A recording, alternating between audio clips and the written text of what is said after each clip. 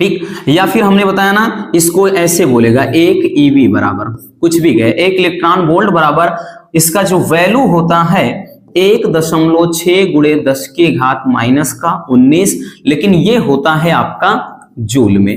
ठीक, ये एक ईवी बराबर, ये एक ईवी बराबर आपका फार्मूला होता है, एक इलेक्ट्रॉन वोल्ट बराबर। लेकिन अगर पूछ लिया जाए भाई, अगर 1 किलो, अगर पूछ लिया जाए 1 kilo electron volt, 1 kilo electron volt बराबर अगर पूछ ले, तब क्या हो जाएगा भाई, किलो की बात आई है यानी 10 के घात, ठीक, किलो की बात आई है भाई, 10 के घात हम 3 का गुणा करा देंगे, तो 1.6 गुणे 10 के घात माइनस का ये 19 रहेगा, और गुणे में 10 के घात 3 और हो जाएगा भाई, क्योंकि देखिए ये किलो की बात कर रहा है। अब किलो, 1 किलोग्राम में 1000 ग्राम होते हैं, इसलिए हम 10 के घात 3 का गुणा करा दिए हैं।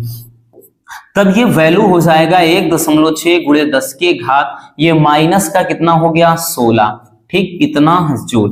तो 1 किलो इलेक्ट्रॉन वोल्ट पूछ ले तब वैल्यू क्या हो जाता है, ठीक, 1.6 गुणे 10 के घात माइनस का 16 जूल। बाकी 1 इलेक्ट्रॉन वोल्ट बराबर ये होता है, जो इलेक्ट्रॉन पर चार्ज होता है वही जूल में हो जाता है। समझ में आया है? बहुत ही सिंपल, लेकिन क्या है, इंपॉर्टेंट है बच्चों, ठीक, तो इसको भी स्क्रीनशॉट कर लीजिए।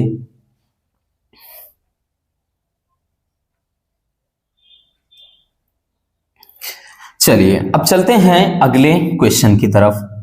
हमारा नेक्स्ट क्वेश्चन क्या है, चलिए, बेहद इंपॉर्टेंट इस चैप्टर में, कि वैद्युत द्विध्रुव के कारण अक्षीय व निरक्षीय स्थिति में वैद्युत विभव का व्यंजक। देखिए हमने बताया बच्चों कि यहां पर जब इसका डेरिवेशन लेकर चलेंगे तो वीडियो बहुत ज्यादा लंबी हो जाएगी, लेकिन हमने जो प्लेलिस्ट जिस तरह से कल वीडियो में डाला था, आपके प्लेलिस्ट डेरिवेशन, इस वीडियो के नीचे भी आपको लिंक मिल जाएगी डिस्क्रिप्शन में, वहां से आप अच्छी निरक्षी दोनों का निगमन देख लेना। ठीक, तो यहां पे सबसे पहले अच्छी स्थिति में निकालेंगे। ठीक, तो अच्छी स्थिति में होता क्या है, अच्छी स्थिति में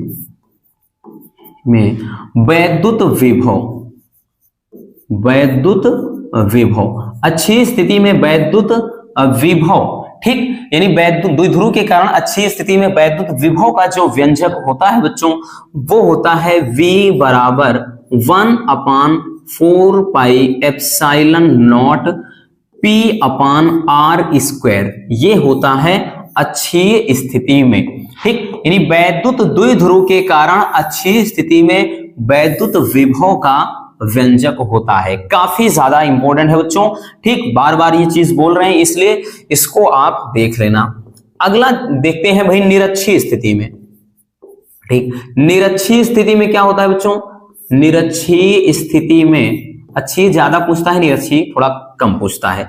निरक्षीय स्थिति में वैद्युत विभव का व्यंजक, वैद्युत विभव की बात करें तो भाई निरक्षीय स्थिति में वैद्युत विभव के लिए जो फार्मूला हो जाता है वो होता है V बराबर कितना 0, यानी निरक्षीय स्थिति में वैद्युत विभव 0 होता है। क्लियर हो गया?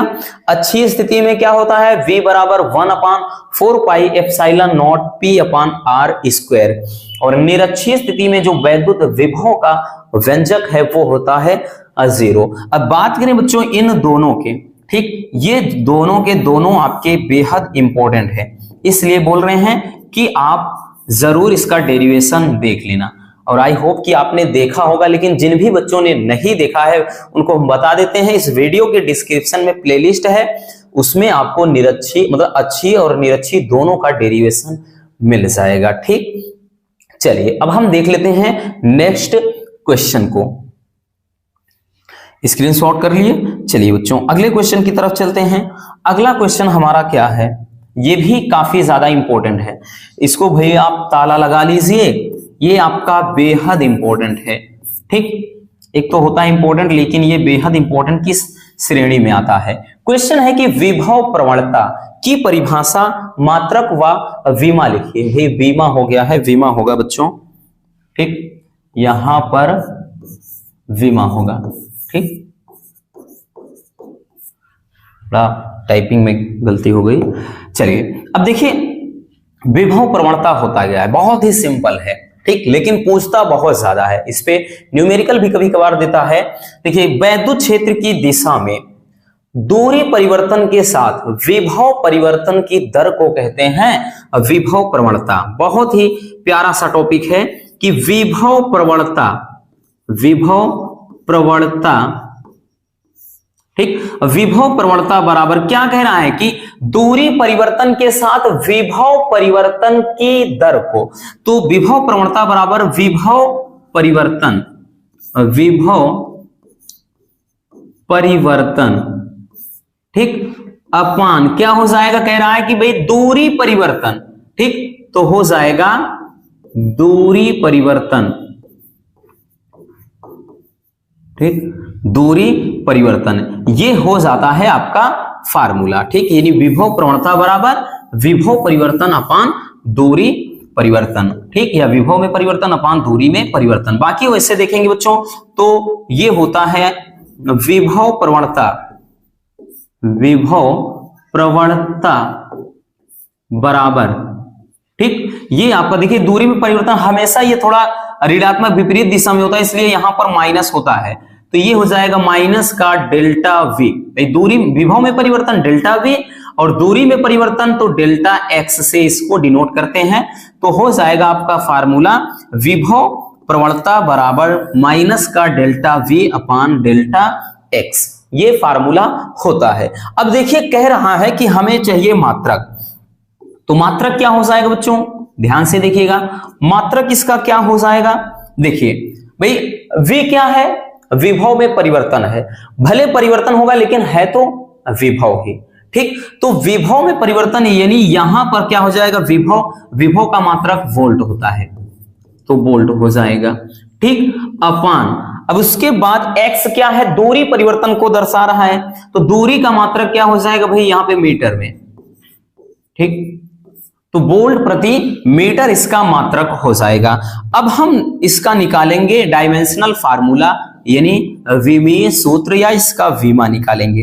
अब देखिए बच्चों, वोल्ट मतलब अभी विभवांतर का आपने क्या देखा, एम एल, ठीक है ना, ये देखा एम एल स्क्वायर टी के घात -3 ए की घात -1 यानी ए इनवर्स 1, ये आपने विभव प्रवणता मतलब ये विभव का देखा, ठीक, हमने बताया इसके पहले, तो ये विभवांतर या विभव का विमीय सूत्र हो जाता है। नीचे क्या है, एल है, एल बोले तो लंबाई है, लेंथ भाई मीटर में तो ये एल ही रहेगा, तो एल हो जाएगा। अब देखेंगे बच्चों तो ये जो एल है, एल से समझ लीजिए ये कट गया, तो इसका जो डायमेंशनल फार्मूला हो जाएगा एम एल टी के घात -3 ए इनवर्स 1, ठीक, ये इसका क्या हो जाएगा, विमीय सूत्र हो जाएगा, यानी ये हो जाएगा विभव प्रवणता की विमा, ठीक, समझ में आया, तो ये आपका विमा हो गया बच्चों और ये इसका मात्रक हो गया, ठीक, और यहां आपके सामने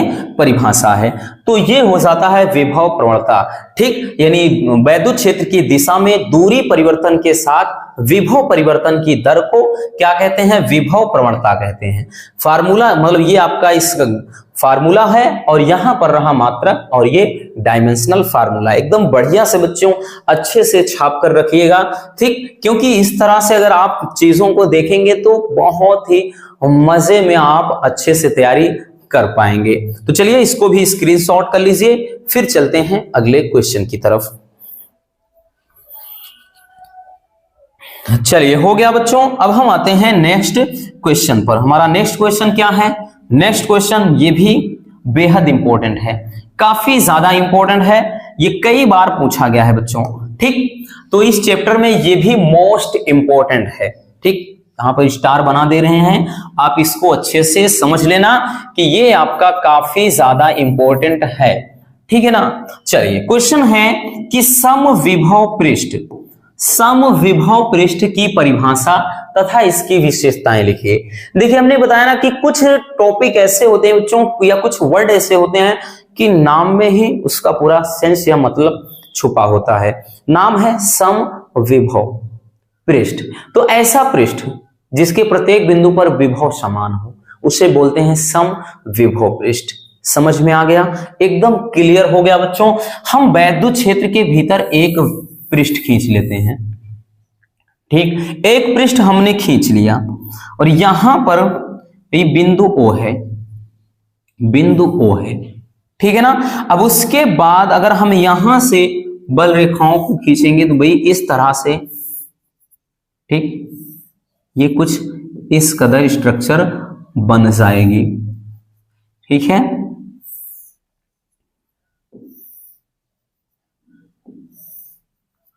और प्रत्येक बिंदु पर हम दे देते हैं भाई, यहां पर मान लेते हैं क्यों है, प्लस क्यों है, क्यों है, इसमें भी क्यों है, यहां, यानी इसके प्रत्येक बिंदु पर, क्योंकि भाई कोई भी, ठीक है ना, कोई भी जैसे गोला होता है स्फीयर, उस अगर खोखला है तो जब भी आवेश दोगे तो उसके सिरों पर यानी पृष्ठ पर वो समान रूप से वितरित हो जाता है, ठीक, केंद्र पर नहीं होगा, वहां पर वैद्युत क्षेत्र शून्य होता है, ये आपको भी पता है।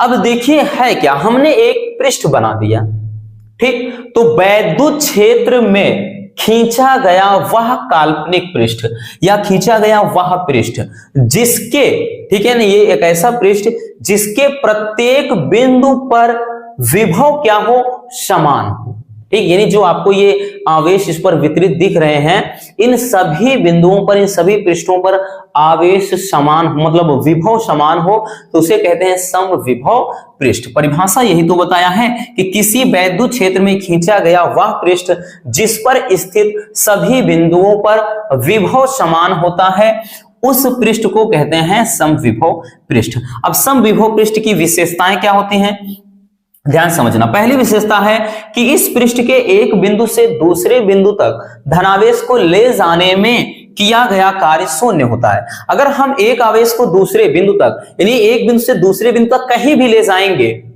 तो जो कार्य करना पड़ेगा वो शून्य होता है, क्योंकि कार्य के लिए विस्थापन जरूरी है ना। अगर कोई इंसेक्ट, कोई कीड़ा अगर ऐसे राउंड राउंड घूम रहा है बच्चों, तो उसने कार्य कितना किया, जीरो किया, क्योंकि हमें पता है W बराबर F इंटू S होता है, कार्य होने के लिए विस्थापन जरूरी है, ठीक, बल गुणे बल की दिशा में विस्थापन। आप सारा दिन किसी दीवार को धक्का मारिए, दीवार अगर टच से मस नहीं हो रही है तो आपने रसगुल्लों काम कितना किया, जीरो किया, ठीक, काम कितना किया, शून्य। कोई जैसे यात्री है, ठीक, या कोई भाई बोझा उठाने वाला है, कुली वगैरह जैसे जंक्शन पे, वो अपने सर पे बोझा लेकर के अगर वो चल रहा है, घूम रहा है, काम कितना किया, जीरो किया, क्योंकि विस्थापन हुआ ही नहीं, वो समान स्थिर है। तो यही चीज होता है कि काम होने के लिए विस्थापन जरूरी है। इसमें वही चीज कह रहा है कि बच्चों कि इस पृष्ठ के एक बिंदु से दूसरे बिंदु तक इस आवेश को अगर ले जाना है तो ले जाने में किया गया कार्य क्या होता है, शून्य होता है। भाई शून्य इसलिए होगा बच्चों क्योंकि विस्थापन हो ही नहीं रहा है, ठीक है ना, इतना क्लियर हो गया। चलिए दूसरा देख लेते हैं। भाई दूसरा इसकी विशेषता क्या है, दूसरा है कि समविभव पृष्ठ में वैद्युत क्षेत्र की दिशा सदैव पृष्ठ के अभिलंबवत होती है। अगर देखिए भाई, अगर ये लाइन हम खींचेंगे तो इस पर ये अभिलंब है, इस पर देखेंगे तो ये वाली लाइन अभिलंब है, ठीक है ना। अगर इस पे देखेंगे तो ये अभिलंब है और इधर भी ये अभिलंब है। तो इसमें क्या है, जो खींचा गया, ठीक, यानी समविभव पृष्ठ में वैद्युत क्षेत्र की दिशा क्या होती है, सदैव पृष्ठ के अभिलंबवत होती है। इतना क्लियर हो गया।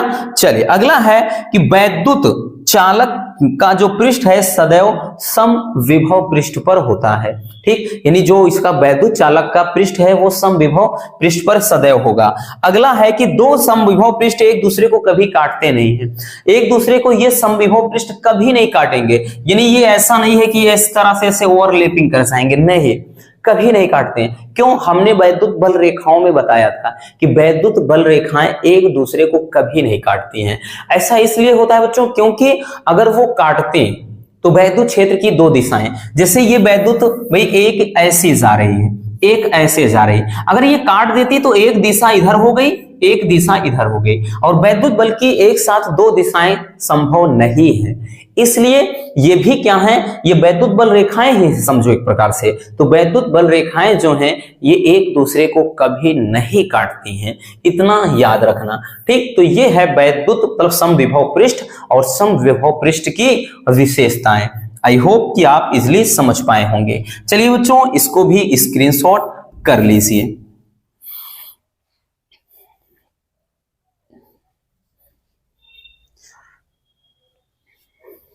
चलिए हो गया।